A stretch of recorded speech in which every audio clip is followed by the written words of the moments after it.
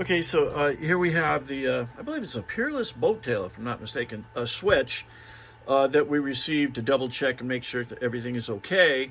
Turn it over for a second. We have bent back the tabs once again, pulled off the back, and verified that everything is clean in there. There appears to be nothing burned. Okay, so the way this thing operates is, first, the key itself is for the ignition. And then around the outside of the key, of course, this lever selects any one of the labeled units here, which we will go through presently. This load here, we're actually running on 12 volts, which is fine. We're not going to upset anything. And that'll give us the full 9 amp load here from a couple of quartz halogen light bulbs. So let's start with ignition, Matt. So the key is on, and now we have ignition, and the key is off. Now, ignition means coil, and on the back of the contact here, it is clearly labeled coil, and that works fine. Now, interesting as well, this fuse supplies power to everything else in the car that can be attached to this terminal. It is on all the time because simply power starts from this, going into this terminal here, and is fused and comes out here.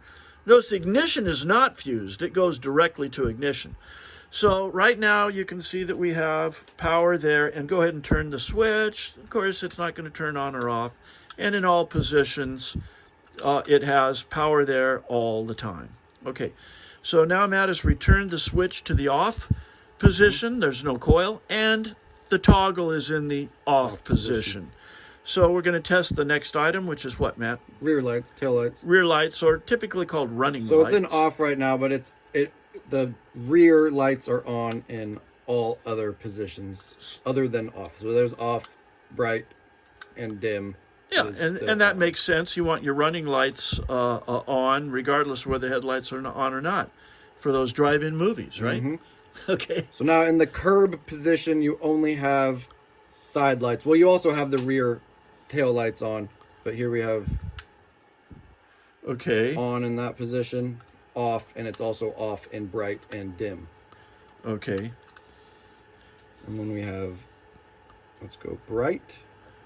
It is on in the bright position, off in dim, off in the others. Okay.